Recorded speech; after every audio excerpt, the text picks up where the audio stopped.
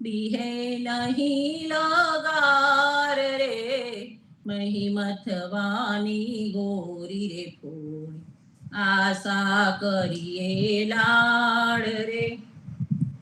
વારે વારે વારું મોહન, હવે ન રાખું બાર રે. નીત ઉઠીને કહો કેમ સહી, રહેવું નગર મોજાર રે. આડી અવરી વાત તમારી, હું નહીં સાંભળનાર રે. ડાહ્યો ડમરો લાડકુમારો, કદી ન એમ કરનાર રે.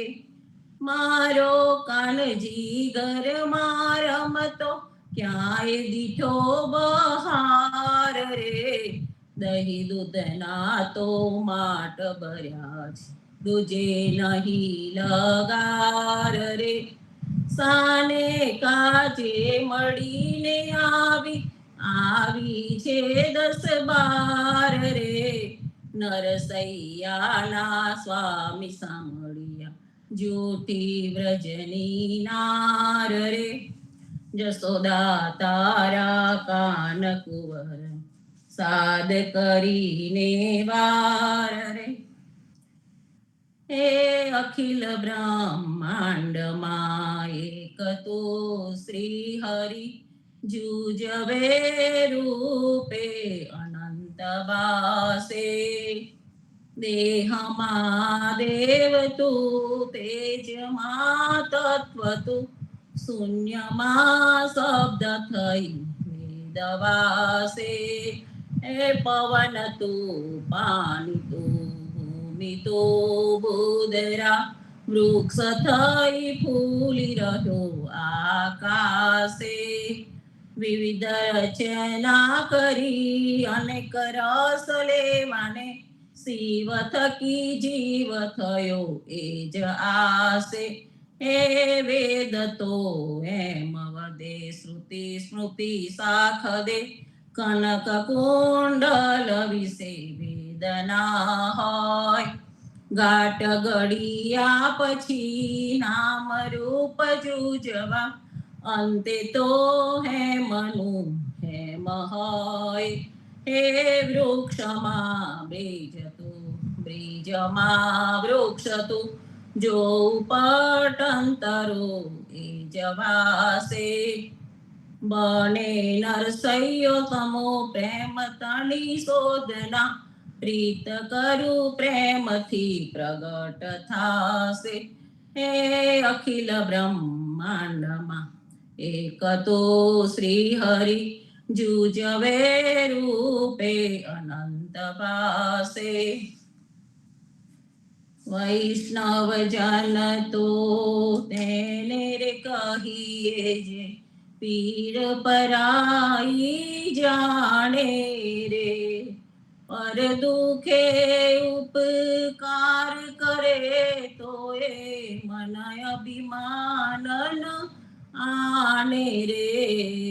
વૈષ્ણવ જન તો તેને રે કહીએ, સકળ લોકમાં સહુને વંદે.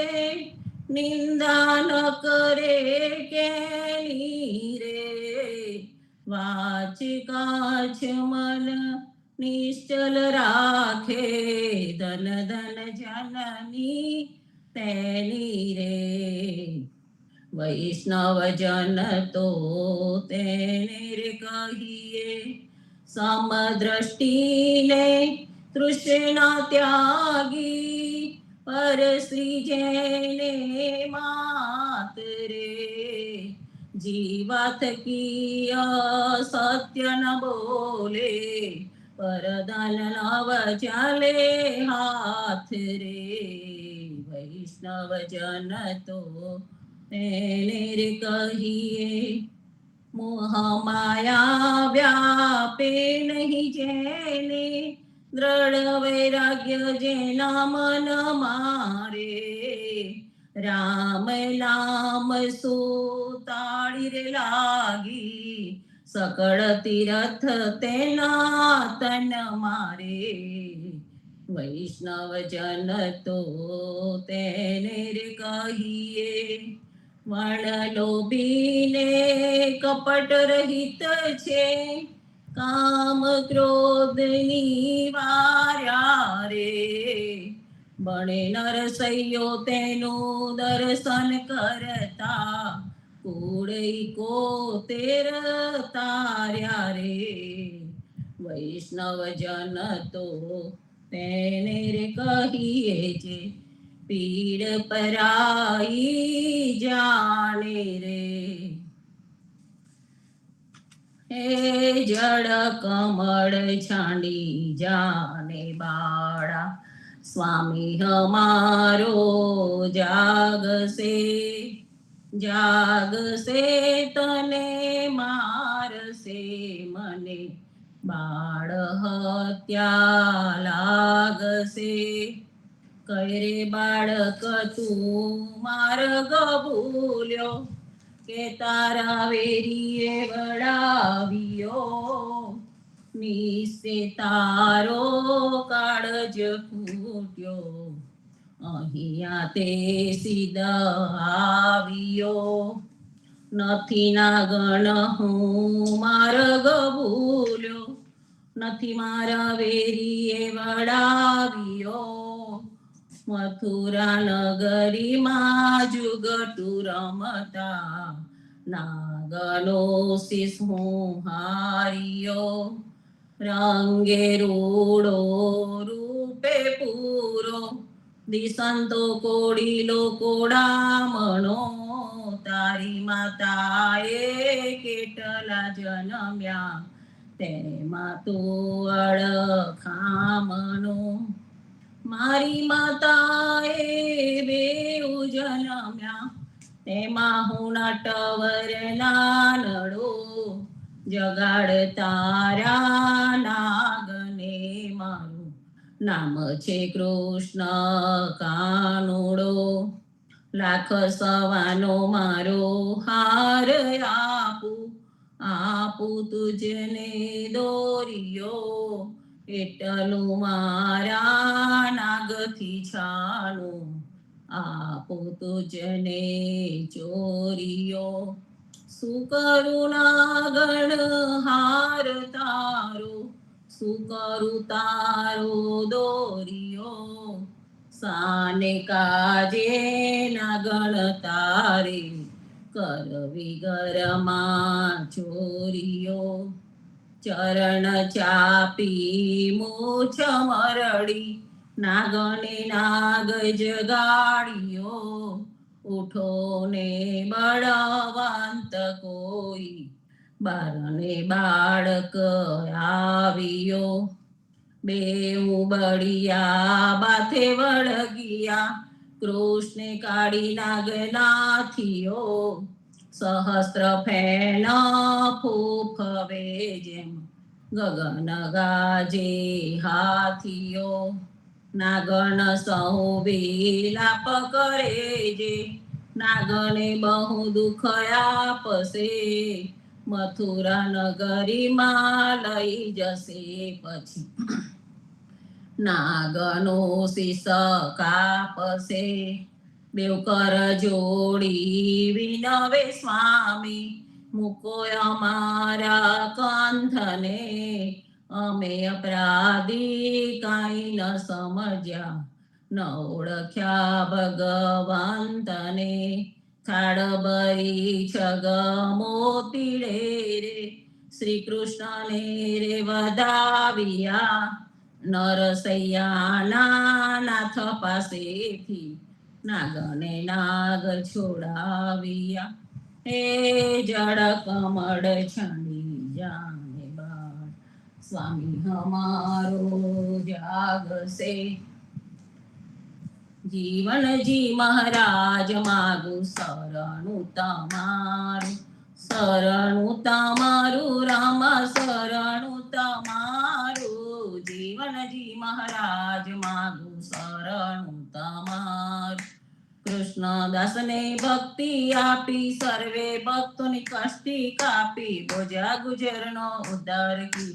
કેશવદાસને શરણે લીધો ગુરુ સંગાતે યાત્રા વિશે મારવાડને ઉગાર કૃષ્ણ કે સૌને નિમિત્ત કરીને કાઠો સુરત થાય પદ્મ નામ જ્ઞાનીજી દાદા સુખદેવજી ગોપાલા જીવનજીએ કૃપા કરી ઉગાર્યા સૌ બાળ રામ કબીરની ગળ નૌકામાં જીવનજી બેસાડે કૃપા કરીને કબીર કૃપાલુ બહુ સાગર ઉતારે જીવનજીના બાળ ગોપાલો રામ કબીર ઉચારો બહુ સાગર થી તરવાનો આ સુંદર છે ભગવાન અનન્ય ભક્તિ નામને સ્થાને સત્સંગતિને ધારો અવિશ્વાસને દૂષિત ભોજન સલીલ સંગને ટાળો નિસંગ હોઈને ભજન કરો તો નામ પડે તત્કાળ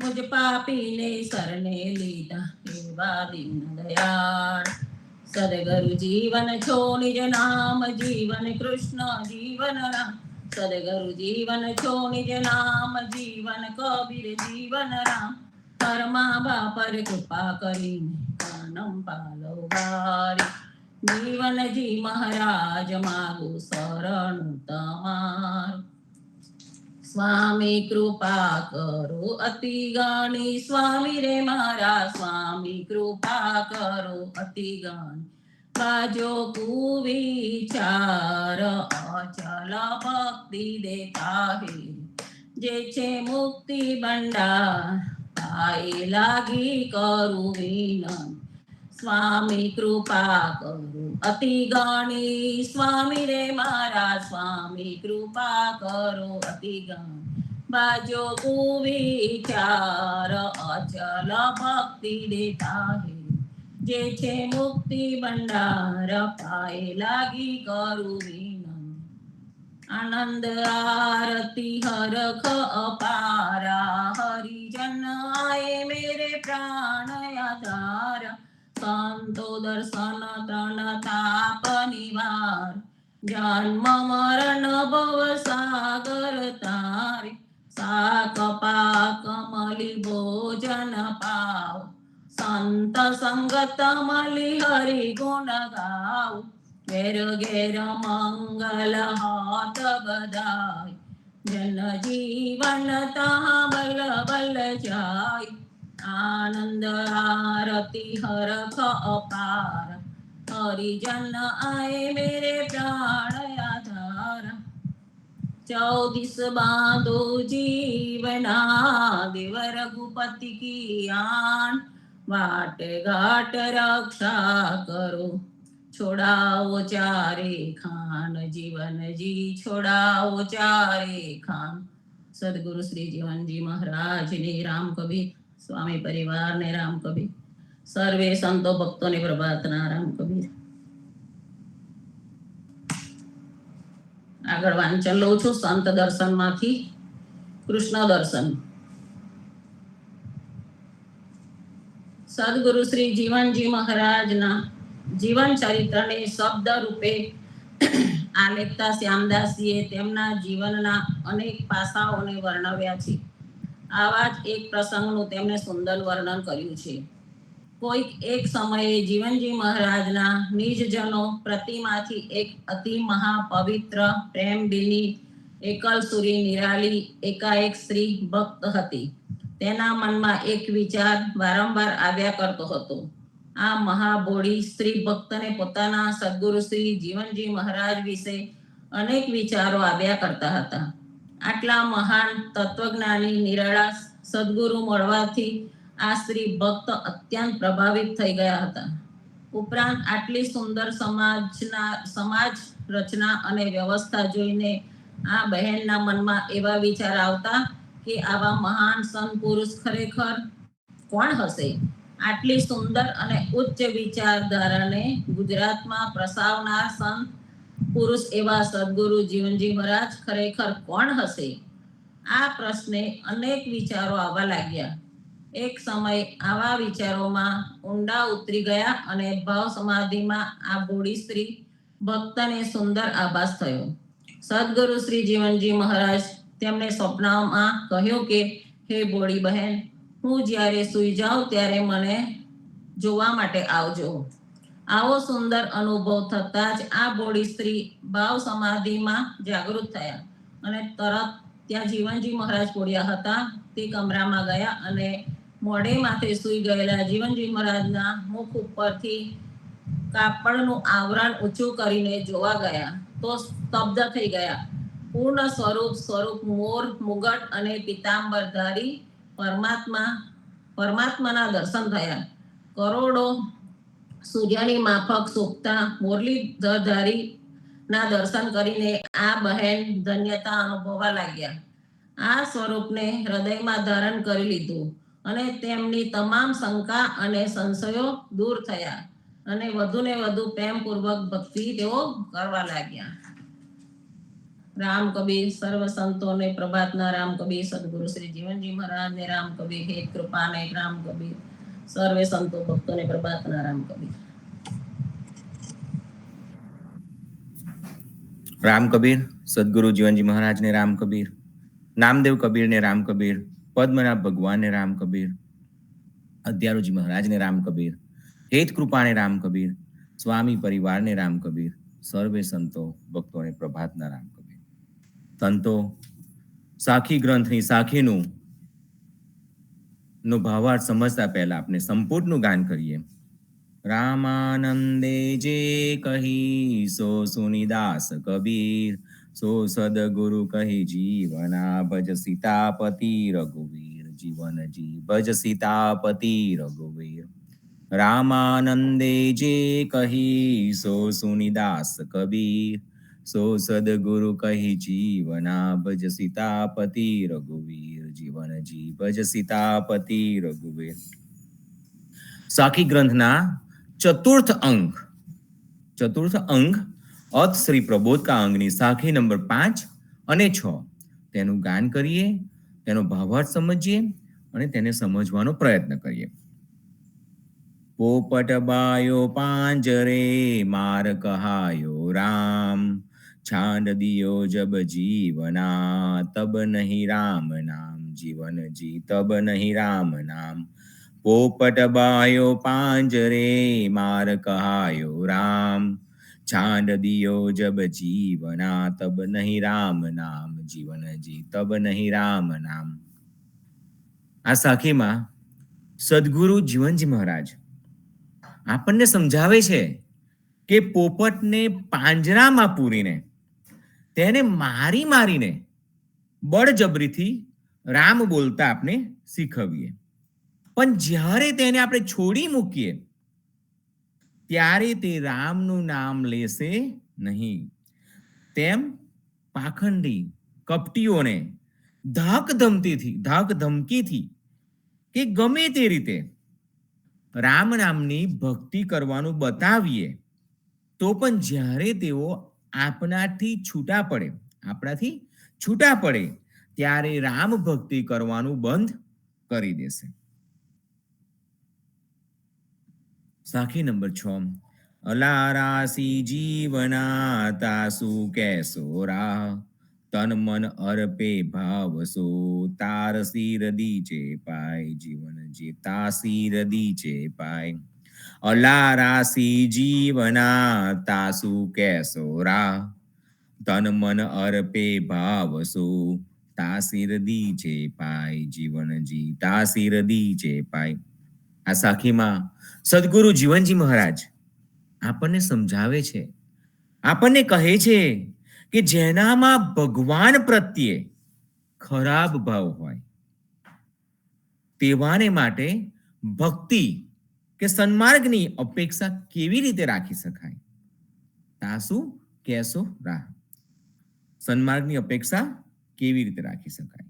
પણ જો સાચા દિલથી પોતાના પ્રેમને અર્પણ કરે તો તેવાઓના મનોભાવ પ્રત્યે વ્યવહાર રાખજો. તન મન અર્પે ભાવશું એટલે કે જે સાચા ભાવથી સાચા દિલથી પોતાના પ્રેમને અર્પણ કરે તો તેવાઓના મનોભાવ પ્રત્યે વ્યવહાર રાખજો. સંતો દલ ભીતર દીદારના પાન નંબર 40 અને 41 નું આપણે વાંચન કરીએ અને સાખીને અનુરૂપ અમુક જે સમજાય તે આપણે સમજીએ. ખાલી મગજમાં કશું ભરી શકાય પ્રાથમિકતા એ છે કે પહેલા પાત્રને ખાલી કરો.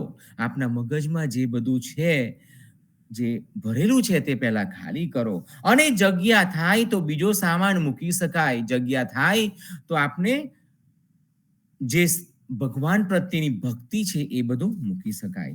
મિથ્યા વિચાર છોડી દેવામાં આવે તો સત્ય સમજાય. મિથ્યા વિચાર છોડી દેવામાં આવે તો સત્ય સમજાય. આપણે કશું છોડવું નથી અને સત્યને સમજવું છે તે બની શકે નહીં. આ બે બાબતોને મેળ બેસે એમ નથી. પહેલા ખાલી કરો પછી ભરો. પહેલી શરત એ છે કે છોડો, શાસ્ત્રને છોડો, ભયથી મુક્ત બનો અને જે આપના મગજમાં જે ડર છે, જે ભય છે તેને છોડો અને પછી ગુરુના શરણમાં જાઓ તો સત્ય સમજાય. જીવનજી મહારાજે 1683 ઈસવીસનમાં વેશ સાધુપનું દીક્ષા છોડી દીધા અને પછી ગુરુ ગોપાલદાસ પાસે ગયા. ત્યારે તેમને રામ કબીર પરંપરા સમજાય. પરિવર્તન બધાને જોઈએ છે, પણ ક્યાં છે, કેવી રીતે મેળવી શકાય તે દિશામાં વિચાર કરતા નથી. કબીરજી કહે છે કે કબીર સદગુરુ કા એક દેશ હૈ, જો બસ જાને કોહે, કો વાતે હંસ હોત હૈ, જાત બરન કુલ ખોડ. બધાને સદગુરુના દેશમાં આદેશ ઉપદેશમાં વસવું છે, પણ કશું છોડવું નથી. જૂનું છોડ્યા વિના નવું મેળવી શકાય નહીં. સદગુરુ પહેલા મનને ખાલી કરી દે અને પછી સત્યથી ભરી દે છે. સદગુરુ પાસે જાઓ તો ખાલી થઈને જવું, જેથી ગુરુના શબ્દે શબ્દને ભરી શકાય, તેને ઝીલી શકાય. કાગડામાંથી હંસ થવું સહજ પ્રક્રિયા છે, પણ છેલ્લે એક વાક્ય વાંચવાનું રહી જાય છે. તે એ છે કે શરતને આધીન. બસ બધાને આ જ વાક્ય નડે છે, શરતને આધીન. આપણને શરતને આધીન થવું નથી અને ગુરુ કૃપા જોઈએ છે. ગુરુ કૃપા મેળવવા માટે શરતને આધીન થવું જ પડે. એ વિના કશું જ પ્રાપ્ય થઈ શકે નહીં. સદગુરુના દેશમાં વસવું એટલે શું? ધર્મનું પાલન કરવું, ધાર્મિક બનવું, ધર્મને આધીન રહીને જીવન જીવવું. ભારતમાં આજે એક દ્રષ્ટિકોણથી જોવા જઈએ તો અત્ર તત્ર સર્વત્ર ધર્મસ્થાનો, તેના કેન્દ્રો ઊભા થયેલા જોવા મળે છે. આપણે તેને મંદિર કે આશ્રમો તરીકે જાણીએ છીએ, ઓળખીએ છીએ. આપણે આપની ભૂમિ ઉપર જગતભરના ધર્મો કરતા સૌથી વધુ મંદિરો ઊભા કર્યા છે, પરંતુ મંદિરો ધર્મ કેન્દ્રો બની શક્યા નથી. મંદિરો વિભાજનના કેન્દ્રો બનીને રહી ગયા છે. મંદિરોમાંથી વિચારોનો પ્રવાહ આવતો નથી. મંદિરોમાંથી સદગુણોનો પ્રવાહ વહેવો જોઈએ તે વહેતો નથી અને બધું જ અટકી ગયું છે. મંદિર કે આશ્રમ સદગુરુ કા દેશ બની શક્યા નથી. માટે જ આજે ભારતમાં ધાર્મિક અરાજકતા સર્વોચ્ચ ટોચ ઉપર છે. આપણે પારાયણો કરીએ છીએ કે ઓછવ કીર્તન કરીએ છીએ, એ બધું ખરું, પણ આ બધું મોઢા વડે બોલાયેલા શબ્દો માત્ર છે. ઓછવ કીર્તન કરીએ છીએ ખરા, પણ આ બધું મોઢા માટે બોલાયેલા શબ્દો માત્ર છે. અંતર કોરું કટ, અંતરની ભીનાશ ગાયબ થઈ ગઈ છે. અંતરાત્માના અવાજ વિના ધર્મ પ્રગટ થતો નથી. ધર્મને પ્રગટ થવામાં સમય સ્થળ કશું જ નડતું નથી. એ યુદ્ધના મેદાનમાં પણ પ્રગટ થઈ શકે છે, જેના માટે મુહૂર્ત નક્ષત્રો જોવાની કોઈ જ આવશ્યકતા નથી. કૃષ્ણ ભગવાને ધર્મને યુદ્ધના મેદાનમાં પ્રગટ કરીને બતાવ્યો હતો. યુદ્ધના મેદાનમાં ધર્મ અસંભવ કાર્ય કૃષ્ણ ભગવાને કરી બતાવ્યું. યુદ્ધના મેદાનમાંથી ઉઠેલો અવાજ 3 વ્યક્તિઓને સંભળાયો હતો. પ્રથમ અર્જુન, બીજો સંજય અને ત્રીજો ધૃતરાષ્ટ્ર.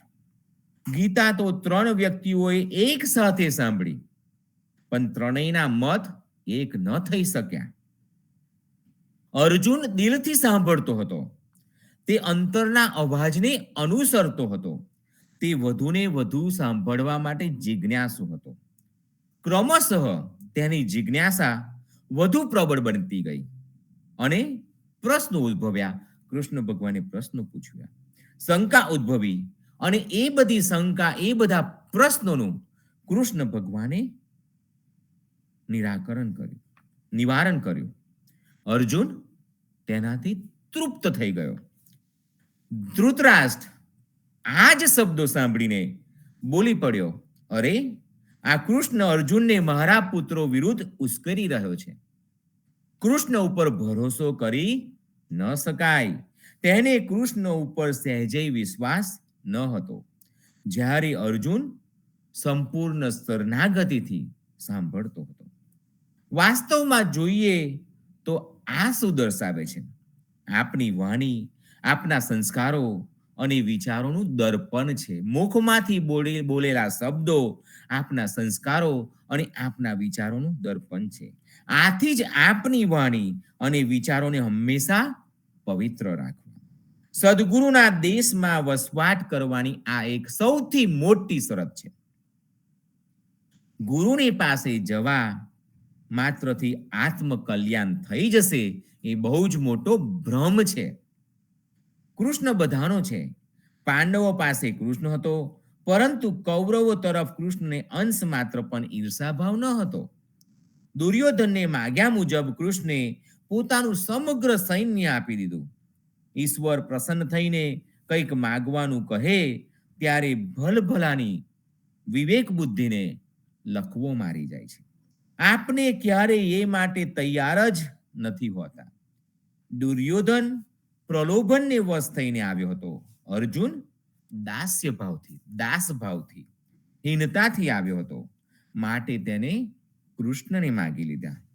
કૃષ્ણનું એક વાક્ય બહુ જ સૂચક છે, મામેકમ શરણમ વ્રજ. બસ માત્ર મારા શરણમાં આવ. આ કોણ કહી શકે? મામેકમ શરણમ.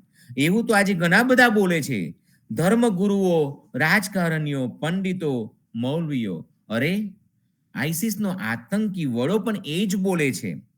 કૃષ્ણને મામેકમ શરણમ બોલવાનો અધિકાર છે, કેમ કે કૃષ્ણ ભગવાન 100% શુદ્ધ છે.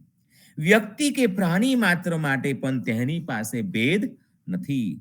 પ્રેમ, ઈર્ષા, દ્વેષ, વાલપણું કે વેરથી તે પર છે. જેને જોઈતું હતું તેને તે કૃષ્ણ ભગવાને આપ્યું છે. રાધાને પ્રેમ શીખવાડ્યો છે. ગોપીઓને રાસ મગ્ન કરી દીધી છે. કંસ દ્વેષી હતો, ઈર્ષાળુ હતો, તો તેને પણ તે જ આપ્યું. અર્જુનને મિત્રતા આપી. સુદામાને ભક્તિ જોઈતી હતી, શરણ જોઈતું હતું, તે પણ તેને આપ્યું. અબ કબ મિલહો કૃપા કરહી, તુમ બિન હમકુ ચૈન ન પરહી. ગુરુ સાંદીપનીના આશ્રમમાં વિદ્યાભ્યાસ પૂર્ણ કર્યા પછી છૂટા પડવાનું થયું ત્યારે સુદામાની આંખમાં આંસુ છે, દીનતા છે, શરણ છે. સુદામા તો નિત્ય કૃષ્ણની શરણાગતિમાં રહેવાનું ઈચ્છે છે. એ પણ આપ્યું. પણ કેવી રીતે? દૂજે અવતાર ધનરાજ કહાય, સો સુદામા પાટણ આય.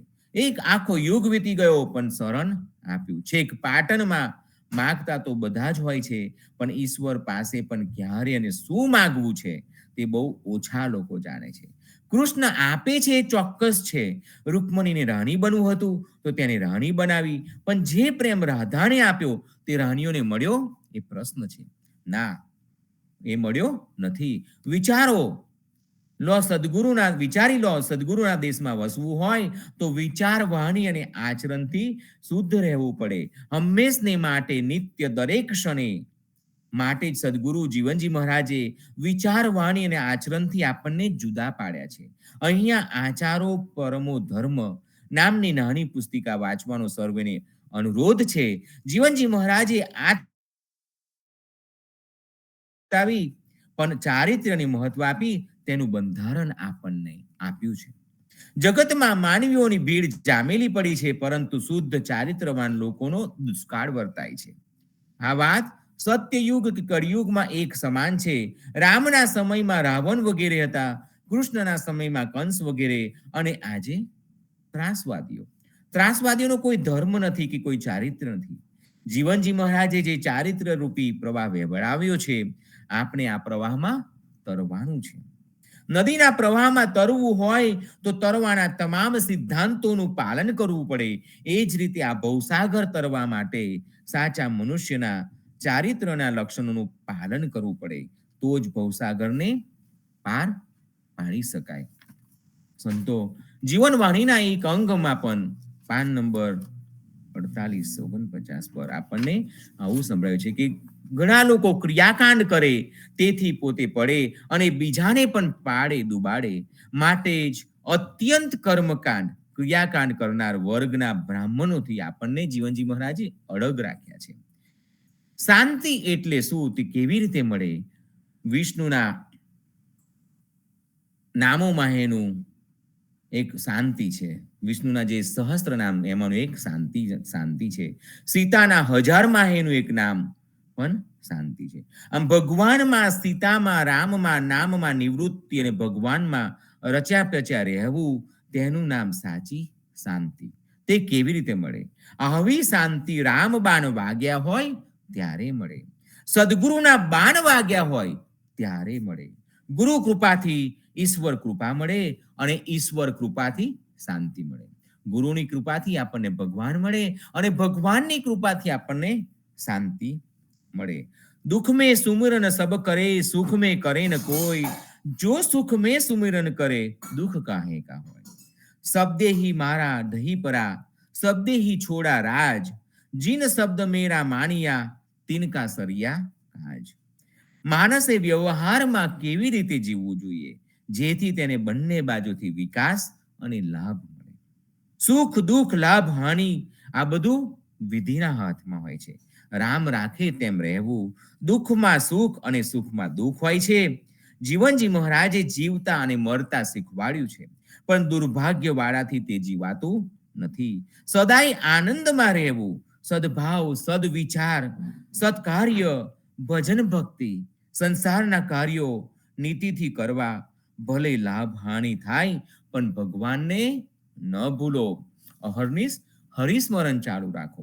આજના સમયમાં કેટલાય ધર્મગુરુઓ, કથાકારો, સંતો, બાપુઓ, સાધુઓ, વિવેચકો, વિચારકો ધર્મનો, જ્ઞાનનો પ્રચાર કરે છે, છતાં પહેલાના કરતા આજે ખૂબ જ ચોરી, બળાત્કાર, ભ્રષ્ટાચાર, લૂંટ, કપટ, દગો,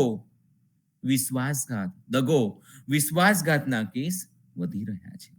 તેના માટે કોણ જવાબદાર? શા માટે તેમના ઉપદેશો, વિચારોની અસર પ્રજા પર પડતી નથી? આ બધા પ્રકારના કહેવાતા ઉપદેશકોમાં જ આવા દુર્ગુણો ભરેલા હોય છે. મુખ મેં રામ બગલ મેં છુરી જેવી ખરાબ પ્રવૃત્તિ હોય છે. લોકોને તેવો ઉપદેશના બહાને મનોરંજન કરાવે છે.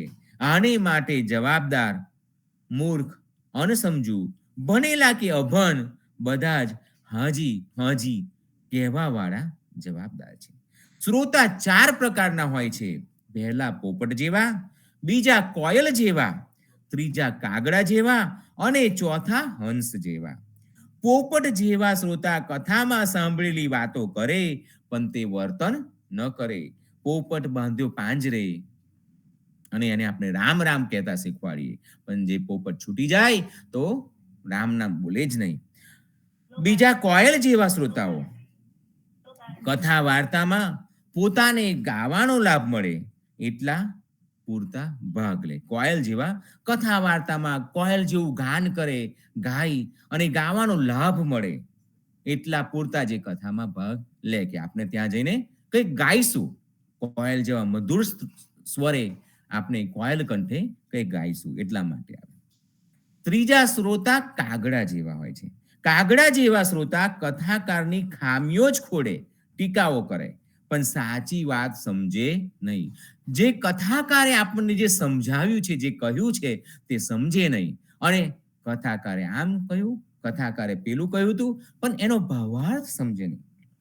તે કાગડા જેવા શ્રોતા હોય છે, કોઈ સાચી વાત સમજે જ નહીં. અને ચોથા પ્રકારના પંચ જે હંસ જેવા શ્રોતાઓ છે. હંસની માફક દૂધમાં રહેલા જલને જુદું પાડે તેમ કથા વાર્તામાં રહેલા દૂષણોને તે છોડી દેશે. તેમ કથા વાર્તામાં જે યોગ્ય હોય તેટલું સ્વીકારશે. સદાચાર એટલે શું? સદાચારનું જીવનમાં મહત્વ શું છે? સદાચાર પુરુષોત્તમના હજારોમાં એનું એક નામ છે. આમ જે પુરુષ ઉત્તમ, સારો, સદગુણી હોય તેવો માનવી. સારું આચરણ કરવું તે સદાચાર. ખોટું કામ કરવાથી દુઃખ સહન કરવાનો વારો આવે, માટે સારું કાર્ય કરવું તે યોગ્ય છે. દુર્જનો સારું કાર્ય કરનારને પણ દુઃખી કરે છે, પણ સજ્જન પુરુષે દુર્જનોની બીક રાખ્યા વગર સજ્જન બનવું જોઈએ, તો ભગવાન પણ રાજી રહે. આજનો માણસ પુણ્ય કાર્ય કરી માથે પુણ્યની પાઘડી બાંધવાને બદલે પાપ કર્મો કરી પાપના પોટલા કેમ માથા પર લે છે? લોકો દાનને પુણ્ય ગણે છે, પણ દીન દુખિયાને તન મન ધનથી મદદ કરો તે ઉત્તમ છે. તનથી, મનથી, ધનથી જે રીતે અનુકૂળ આવે તે રીતે મદદ કરો તે ઉત્તમ છે. ફળની આશા રાખીને આવું પુણ્ય કાર્ય કરો તે પુણ્ય કે દાનની સોનાની બેડી જેવું છે. પાપ લોખંડની બેડી જેવું છે. આવા પુણ્યનું કે પાપનું બંનેનું ફળ ભોગવવું પડે છે. નિષ્કામ ભાવથી વ્યવહાર રાખવો એવું આપણને અધ્યારુજી મહારાજ કહે છે. पीपा पाप नहीं किया तो पुण्य कियो सो वार, किसी का लिया नहीं तो दिया 1000 વાર. વડુધોડમાં પાપ પુણ્યમાં 26 એની પેર છૂટીસ વેદના ભવતની, એમ સમજાવે છે. પાપ પુણ્યમાં 26 એની પેર છૂટીસ વેદના ભવતની. સંત દર્શન પુસ્તકના પાન નંબર 85 ઉપર વચન એ જ પરમેશ્વર ભાગમાં જીવનજી મહારાજ કહે છે કે પરબ્રહ્મને નામ કે શબ્દો વડે જ જાણવો જોઈએ, જે અવિનાશી છે. તો નામ એટલે શું અને શબ્દ એટલે શું, તેને કેવી રીતે જાણી શકાય? એ જાણવા કોઈ વિધિ હશે ખરી? અધ્યારુજી મહારાજ સોરંગીના કીર્તનમાં કહે છે કે જીરે અમૃત રાજા ધાઈએ અને રૂપ અરૂપે જાણો દે. ભગવાન સગુણ સાકાર તેમ નિર્ગુણ નિરાકાર છે. તે રૂપ પણ ધારણ કરે છે અને નિરાકાર રૂપ વગર પણ રહેલા છે. ભગવાનને કોઈ પણ નામથી ભજી શકાય છે, તેમજ કોઈ પણ પ્રકારના કીર્તન કે ભજનથી પોકારી શકાય છે. વળી અધ્યારુજી મહારાજ કહે છે કે તારા સ્વરૂપનો પાર નહીં, સ્વામી રે મારા તારા સ્વરૂપનો પાર નહીં. બહુ લીલા બ્રહ્માંડ, ભક્ત જ્યાં જેવું મન ધરે તહા તેવે પણ પાય લાગી કરું વિનંતી.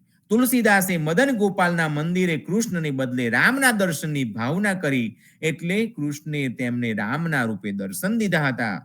પરમાનંદને પણ કૃષ્ણને રામ રૂપે દેખ્યા હતા. આપણે પ્રભાત્યામાં પણ ગાઈએ છીએ કે મદન ગોપાલ હમારે શ્રી રામ, મદન ગોપાલ હમારે શ્રી રામ. હકીકતમાં શબ્દમાં જે સામર્થ્ય રહેલું છે, જેવા ભાવથી શબ્દ બોલાય તેવું પ્રાપ્ત થાય.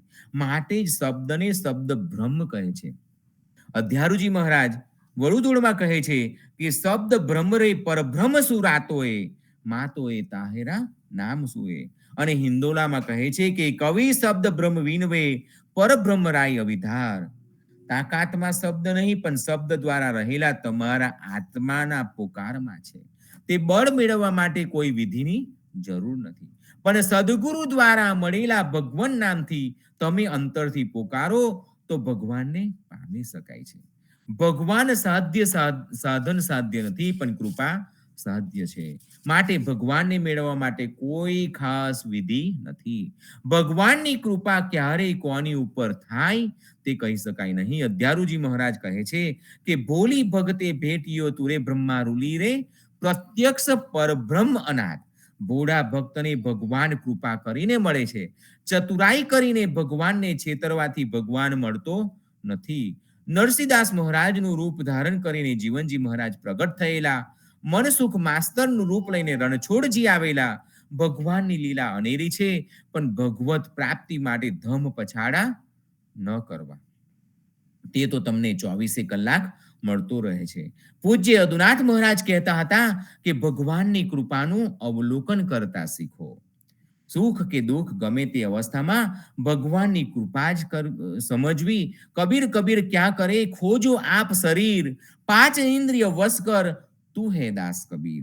તો આજનો માનવ પોતાના શરીરમાં ખોળવાને બદલે બહાર મંદિરોમાં ખોળે છે. તો કબીર જેવા બની શકાય ખરા? કબીર સાહેબ શરીરમાં ખોળવા કહે છે તો શરીરમાં શોધવાની કોઈ રીતે વિધિ હશે તો કોઈ સંત મહાત્મા ગુરુ કેમ બતાવતા નથી. સંતો હવે સંપુટનું ગાન કરીએ. રામાનંદે જે કહી સો સુનિદાસ કબીર, સો સદગુરુ કહી જીવના ભજ સીતાપતિ રઘુવીર, જીવનજી ભજ સીતાપતિ રઘુવીર. રામાનંદે જે કહી સો સુનિદાસ કબીર, સો સદગુરુ કહી જીવના ભજ સીતાપતિ રઘુવીર, જીવનજી ભજ સીતાપતિ રઘુવીર. સંતો, આ સાથે વિરમું છું. મારા વક્તવ્યને અલ્પ વિરામ આપું છું. સદગુરુ જીવનજી મહારાજને રામ કબીર, નામદેવ કબીરને રામ કબીર, પદ્મના ભગવાનને રામ કબીર, અધ્યારુજી મહારાજને રામ કબીર, હેત કૃપાને રામ કબીર, સ્વામી પરિવારને રામ કબીર, સર્વે સંતો ભક્તોને પ્રભાતના રામ કબીર, ભારતમાં સંધ્યાના રામ કબીર. સંતો, સાંજે આરતીમાં અને આવતીકાલે સવાર પ્રભાતિયામાં અચૂક મળીશું. સર્વે સંતો ભક્તોને રામ કબીર. સર્વે સંતોને પ્રભાતના પ્રેમ સર્વે રામ સંતોને કબીર, રામ કબીર, રામ સર્વે સંતોને કબીર, રામ કબીર. રામ કબીર, રામ કબીર,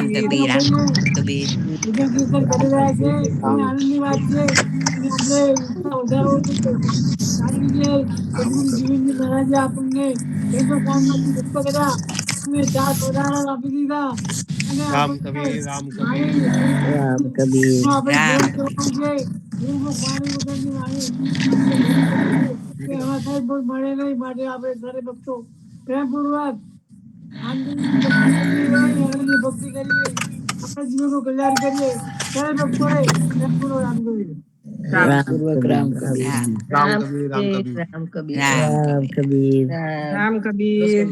રામ કબીર. રામ કબીર, રામ કબીર.